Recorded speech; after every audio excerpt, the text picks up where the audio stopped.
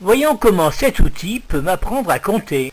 Ces anneaux percés vont certainement aller sur les tiges en respectant leur couleur. Et ensuite, comment fait-on pour compter des objets? Que ce soit pour jouer ou pour acheter, nous avons l'habitude de grouper. Les joueurs de foot se groupent par 11 et les vendeurs d'escargots ou de coquillages les bandent par 12. Dans la numération française, nous grouperons les unités par 10. J'ai assez nombreuses bouteilles à compter, mais comment m'y prendre? Je vais faire comme tout le monde, je vais faire des tas. Et afin de ne pas me tromper, je vais utiliser mes 10 doigts.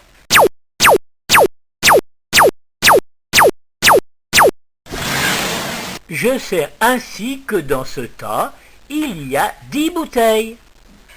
Car tout le monde sait que nous avons 10 doigts. Recommençons.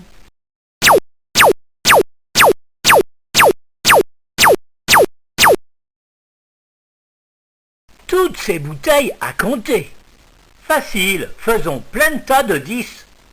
Recommençons en reproduisant les mêmes tas. Et, pour ne pas se tromper, comptons sur nos doigts.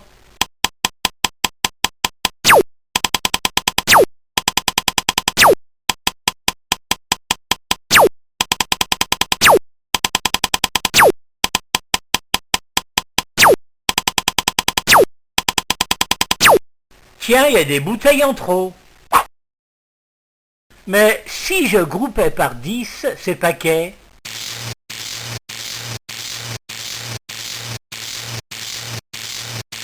combien j'ai de bouteilles dans ce gros tas? Ces 10 paquets de 10 vont me donner 100 bouteilles. En effet, 10 fois 10 bouteilles font 100 bouteilles.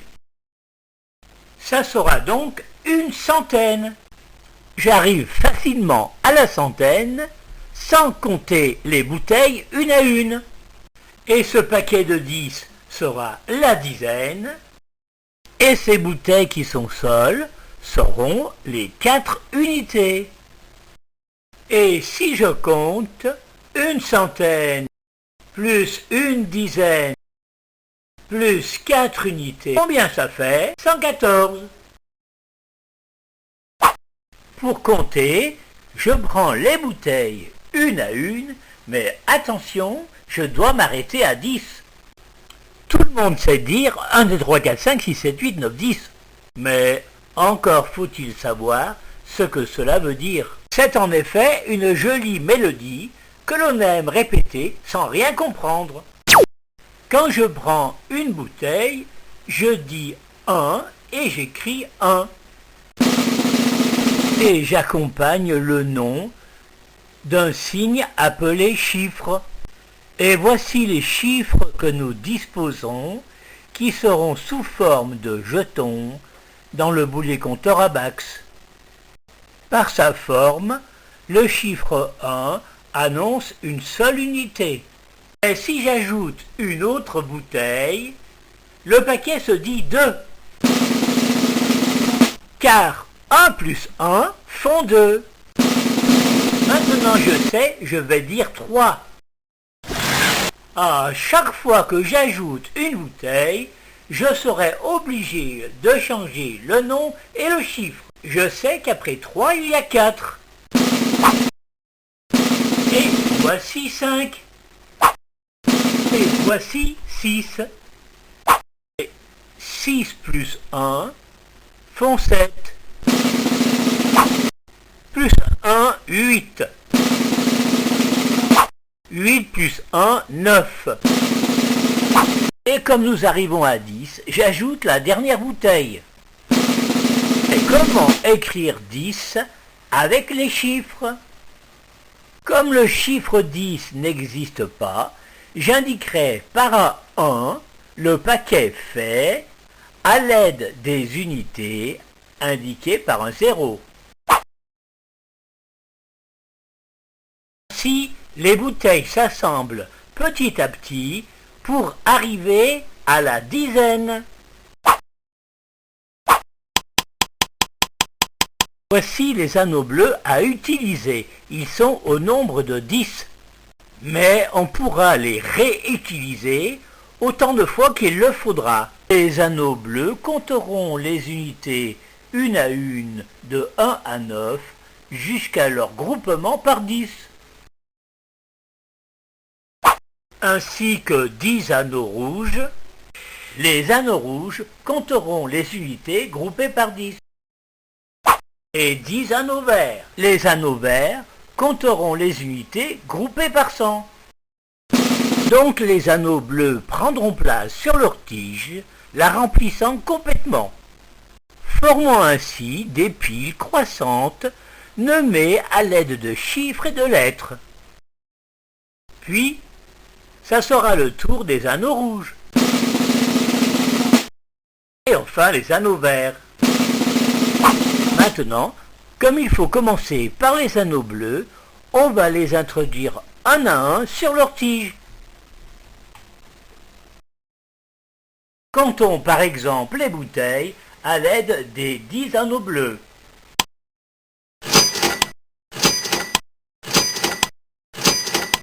Encoche faite sur la tige du boulier en référence avec la main. Sans compter, grâce à l'encoche faite sur la tige, nous reconnaissons le nombre 5. Quant au 4, nous savons qu'il atteint pas l'encoche. 6, vu comme 5 plus 1. Et 7, vu comme 5 plus 2.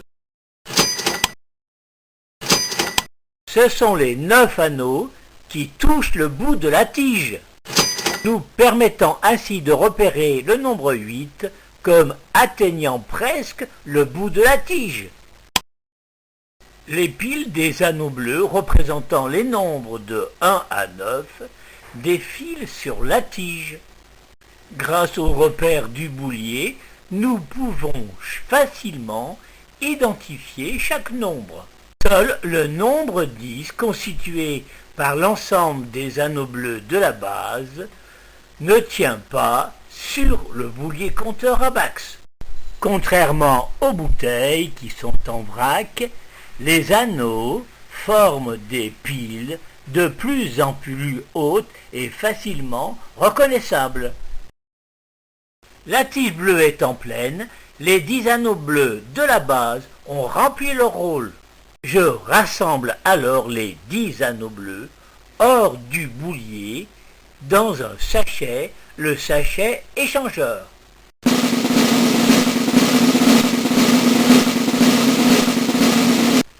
Une fois vidée, la tige bleue sera indiquée par un chiffre, le 0. Et les 10 anneaux bleus stockés se verront représentés par un anneau rouge. Cet anneau sera pris dans la dizaine d'anneaux rouges mis à notre disposition. Cet anneau rouge représente donc la base des 10 anneaux bleus. Il prendra place sur la tige rouge, tige représentant donc la dizaine.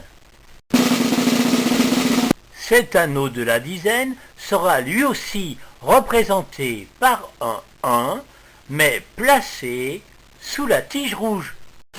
Le 1 indiquant la présence d'un anneau et le 0 signalant la tige bleue vide. Ces deux chiffres étant nécessaires pour représenter l'anneau de la dizaine et se prononce 10. Chaque 1, par sa forme, indique la présence d'un anneau et se prononce 1. Mais par sa place, s'annoncera suivant le nombre d'unités représentées, ici 10. L'anneau rouge de la dizaine et les anneaux bleus des unités se liront ensemble. Attention, remplaçant la dizaine, l'anneau rouge se dira The. Construit avec les règles de la base 20, les nombres suivant la première dizaine modifient leur nom. C'est ainsi que nous lirons les anneaux bleus des unités en premier. 11,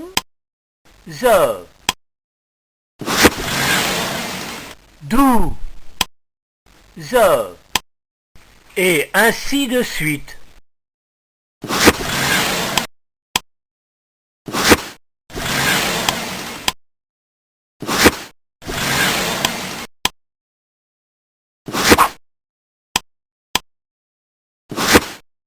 Construit à l'aide des règles de la base 10, chaque anneau reprend sa place et son nom. 10, 7.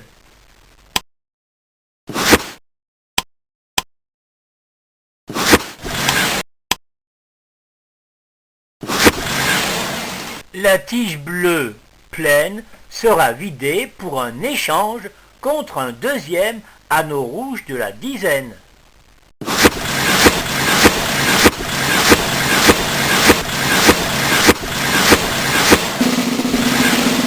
Ces deux anneaux rouges de la dizaine représentent le nombre 20, soit 20 unités représentées par 20 anneaux bleus.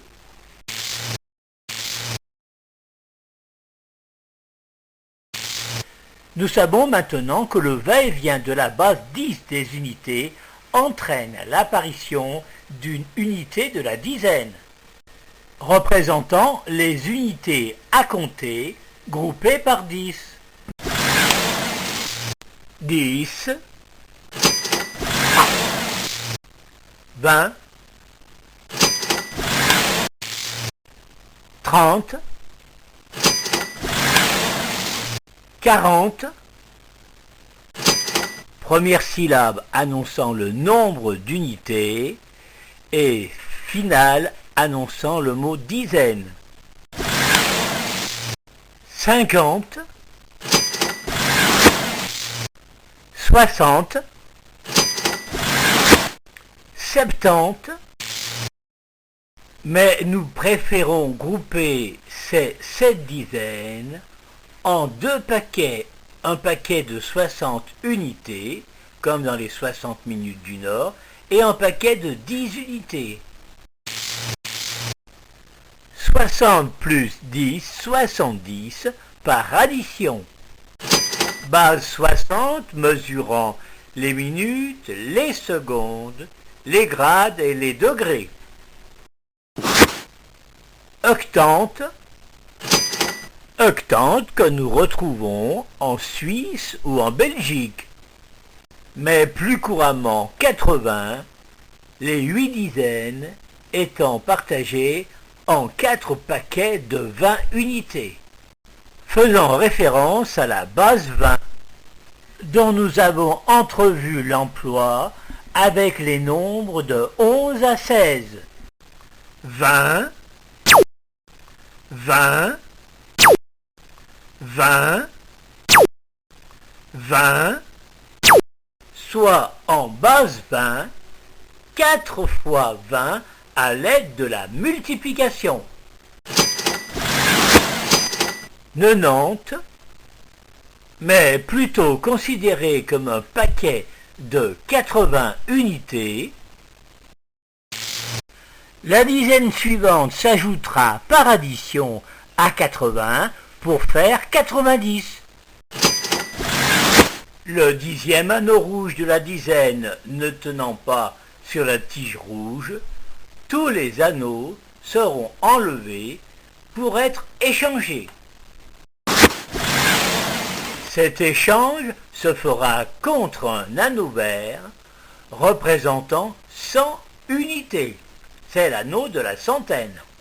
Un anneau rouge 10 unités, 10 anneaux rouges 10 fois 10, 100 unités. Une fois posé, l'anneau vert de la centaine sera reconnu à l'aide du 1. Et cet anneau se lira à l'aide de 3 chiffres pour se prononcer 100. Les zéros marquant les échanges successifs. Que représente l'anneau vert de la centaine? Soit les 10 anneaux rouges des dizaines avec lesquels il a été formé, soit les 100 anneaux bleus des unités, sachant que l'anneau rouge des dizaines représente 10 anneaux bleus des unités.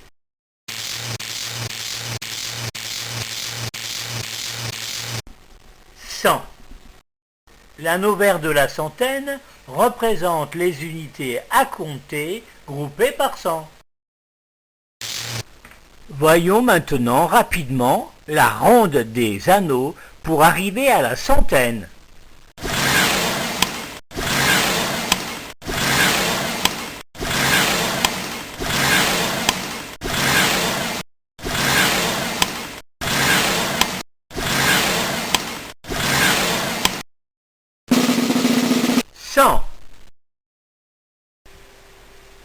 Les centaines défileront jusqu'à remplir leur tige. Pour les nommer, on se servira du nombre d'anneaux avec lesquels elles sont formées, suivi du mot 100. 100 multiplié prendra un S.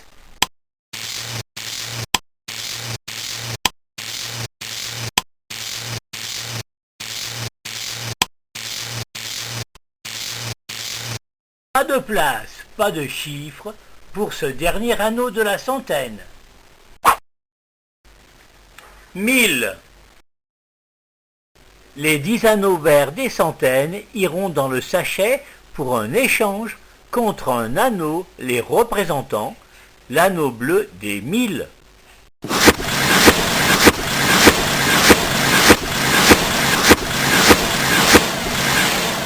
L'anneau de l'échange prendra alors place sur un autre boulier.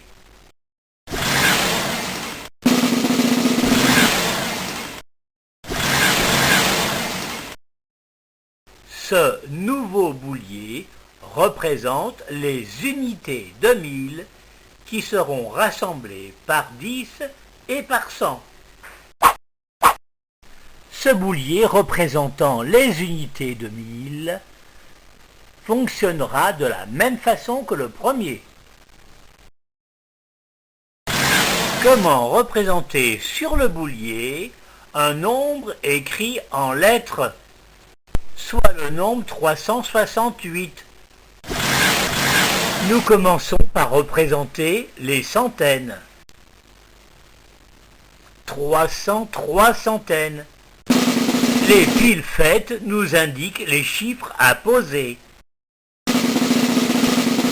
Ensuite, nous passons aux dizaines en puisant dans les 10 anneaux rouges de la base. 6 dizaines.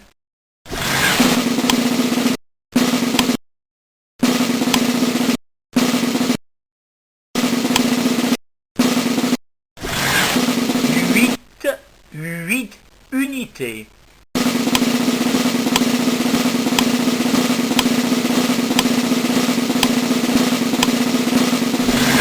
Voici le nombre 368 représenté à l'aide des anneaux et des chiffres.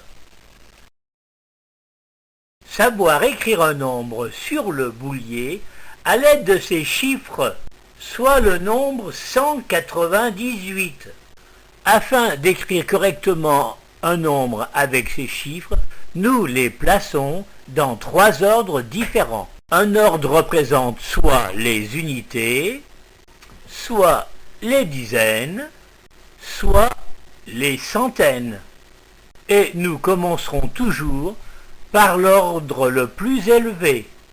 Le 1 placé dans l'ordre des centaines représente une centaine posée. Le 9 placé dans l'ordre des dizaines représente 9 unités posées.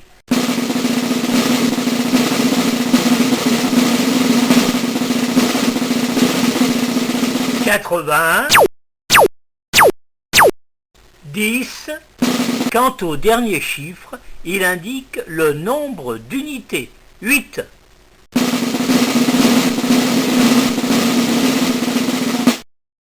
Les chiffres, par leur forme, indiquent le nombre d'unités posées sur leur tige, mais par leur place indiquent le nombre d'unités avec lesquelles ils ont été formés.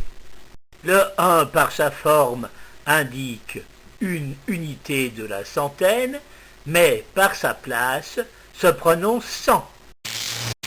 Le 9 par sa forme indique 9 unités posées sur sa tige, mais par sa place se prononce 90.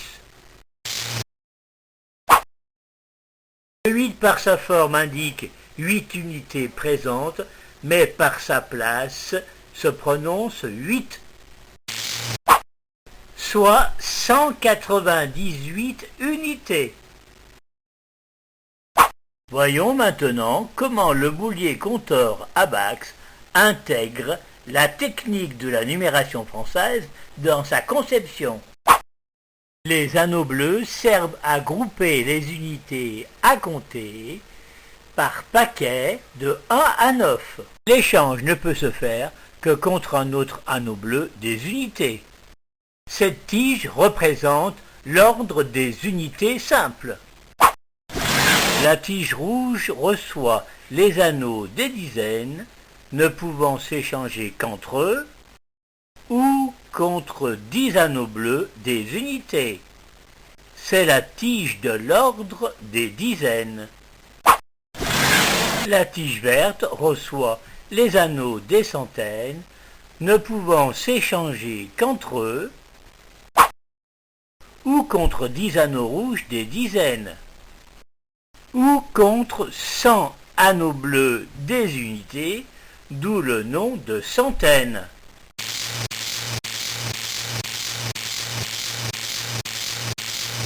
La tige verte représente donc l'ordre des centaines. Le boulier compteur Abax représente donc les 3 ordres de la numération française, groupés pour faire la classe des unités simples. Ces 3 ordres du boulier compteur Abax représentent la classe des unités simples. Le boulier compteur installe donc la technique de la numération en donnant un sens au déroulement des chiffres, au rôle du zéro, au passage à l'unité supérieure, échange ou retenue et à toutes les applications du système décimal. Grâce à la mobilité des anneaux, il permet une compréhension logique des mécanismes opératoires, ajouter, enlever, partager. La représentation ou la manipulation sont des atouts importants pour les apprentissages ou pour une remise à niveau en cas de situation d'échec, représentation dans l'espace dyscalculée. Pour tout renseignement, contact abax@gmail.com